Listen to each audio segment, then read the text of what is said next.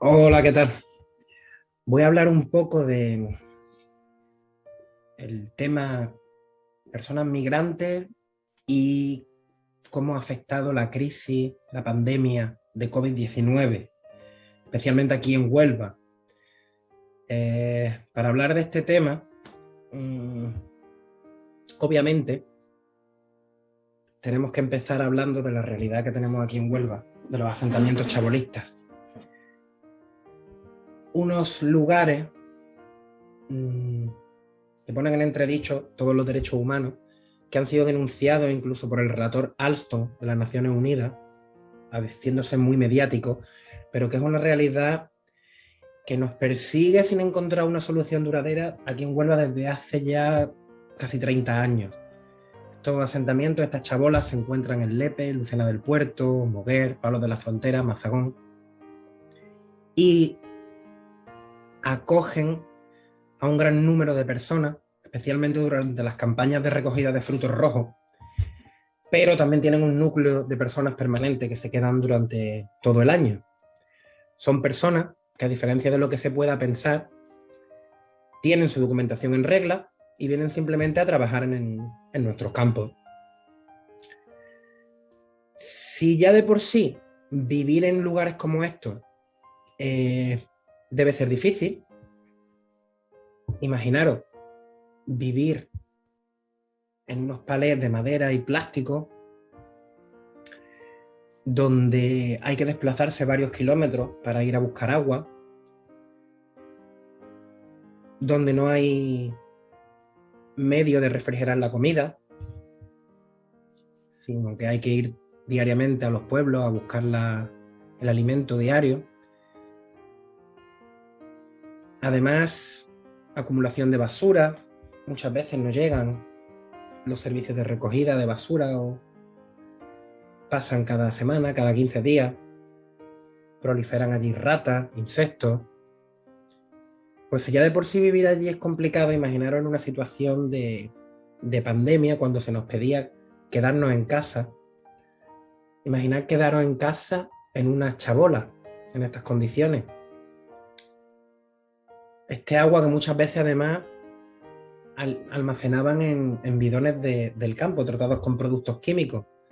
Y este agua que ha sido tan necesaria para mantener la higiene en esta pandemia, en la que nos pedían que nos laváramos las manos, que tuviéramos todo perfectamente desinfectado. Pues imaginaros. Mm, Además de eso, pidiendo restricciones a la movilidad, cuando tenían que ir al pueblo cada día a buscar la comida. Otro tema del que podemos hablar son los CIR, Centros de Internamiento de Extranjeros. Se trata, al fin y al cabo, aunque suene duro decirlo, de cárceles, pero en las que se encierra a personas migrantes que no han cometido ningún delito. Simplemente por no tener sus papeles en regla, se las ingresa y se las priva de libertad en este tipo de centros. Supuestamente se las priva de libertad a la espera de poder identificarlas para poder devolverlas a su país, proceso que, si no se lleva a cabo, al final deben dejarlas en la calle. Durante la pandemia y el confinamiento, estos centros se han vaciado, imaginad.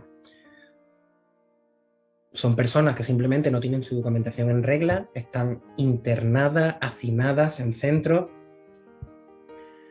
No tener la documentación en regla no es ningún delito. Equivale, por ejemplo, a unos impagos de unas multas de tráfico.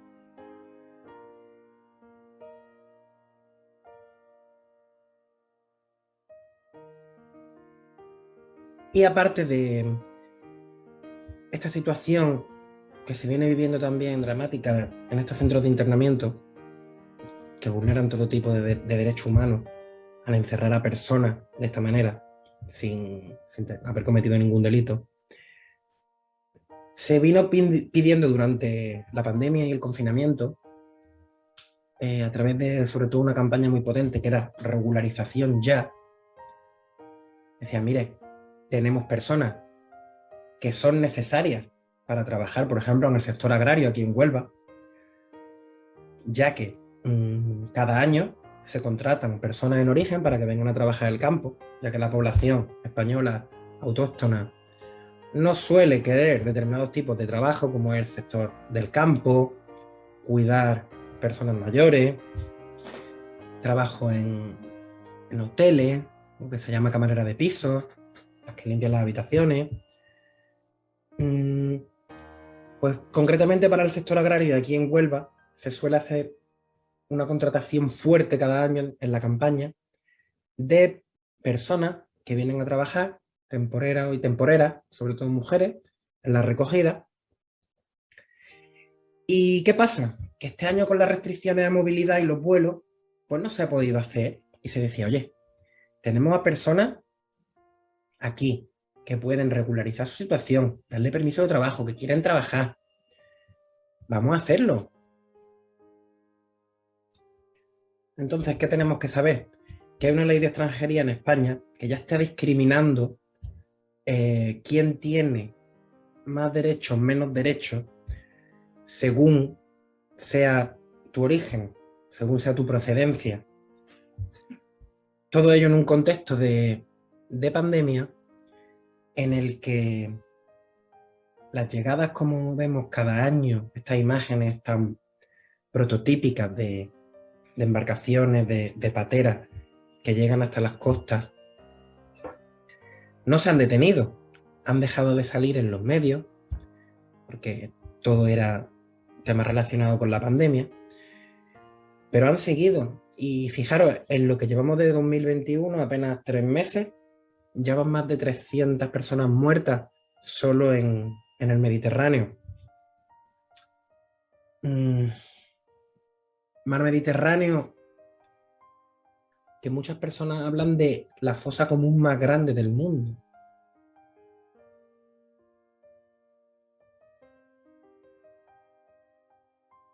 Y esto viene al caso por estas personas que hacen las leyes, que dicen, ¿quién tiene derecho a vivir? ¿Quién tiene derecho a morir? ¿Por qué unas personas hay que invertir recursos en rescatarlas en el mar? ¿Por qué otras no? Viene el caso retomando también con los permisos de trabajo. Esta ley que te dice quién puede trabajar, quién no puede, y esta campaña de regularización. ¿Qué ha ocurrido? Que muchas mujeres y hombres que estaban aquí trabajando durante la pandemia se han quedado atrapadas en España. Ellas querían regresar a su país de origen y no podían por las restricciones a los movimientos internacionales. Imaginaros si era complicado para nosotros y para nosotras pensar en ese amigo, en ese familiar que está fuera.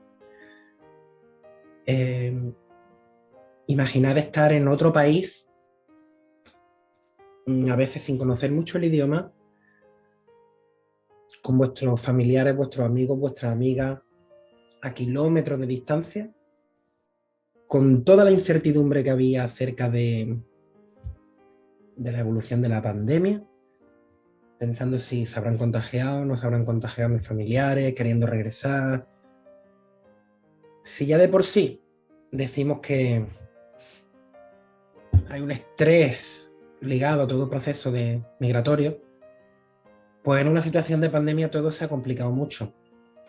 Ahora se están empezando un poco a reflejar y a vislumbrar y a estudiar las consecuencias psicológicas y psicosociales de la pandemia. Pues todo este tema tiene un multiplicador para las personas migrantes.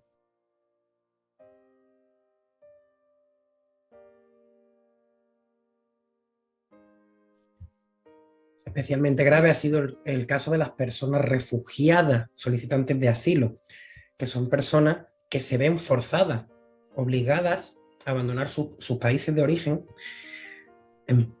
escapando de algún tipo de guerra, de conflicto, de persecución política, y que tienen además un temor en base a la seguridad de que puede sufrir peligro su vida, su integridad. Tienen ese temor a regresar a sus países de origen, no pueden volver a sus países de origen. Son personas amparados por el derecho internacional que están recibiendo refugio y asilo en otro país, en Europa,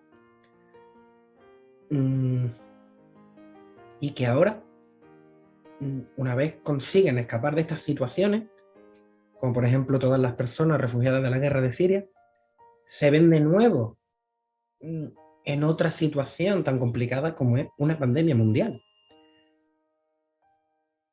Teníamos casos de personas que decían: nos obligan de nuevo a estar encerradas en un piso, porque allí, pero al menos no escuchamos disparos en la calle, no tenemos miedo de que caiga una bomba.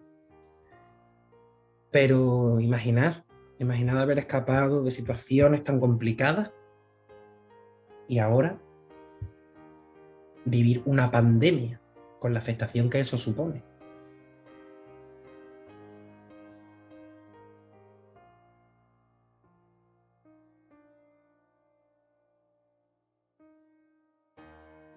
Podríamos estar horas y horas y horas hablando de la afectación que han tenido las personas migrantes en esta situación de pandemia, que han sido muchas, muchísimas.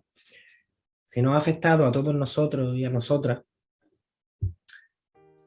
que lo hemos pasado mal, ciertamente, y hemos podido, con nuestros más y nuestros menos, pues tener un techo, comida, hemos podido seguir unas clases, aunque sea de modalidad virtual, pues en estas personas migrantes confluyen muchos factores en muchos casos que hacen más difícil, si cabe, esta adaptación a la pandemia, como he comentado al principio, que se pida quedarnos en casa cuando no tienes una casa en la que quedarte, porque, bueno, unos asentamientos chabolistas no creo que puedan considerarse una casa, ni mucho menos un hogar.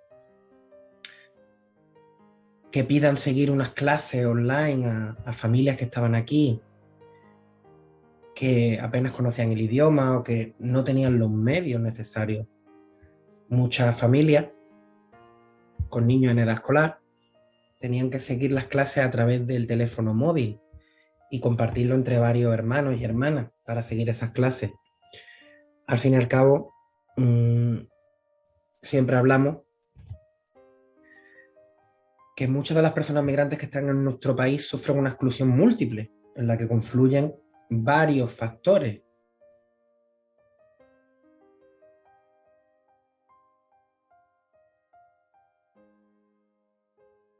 De este tema, si nos ponemos a tirar del hilo, podemos estar horas y horas analizando problemáticas que han afectado especialmente a la población migrante durante el periodo de pandemia y la crisis posterior. Temas de papeles, de burocracia, de gestiones administrativas que se han visto paralizadas por todo el tema de la pandemia, con la importancia de que muchos de estos trámites eran necesarios para la permanencia de estas personas de forma regular en nuestro país. Pérdida de trabajo, de la que dependía esa situación de regularidad en sus papeles. Todo paralizado.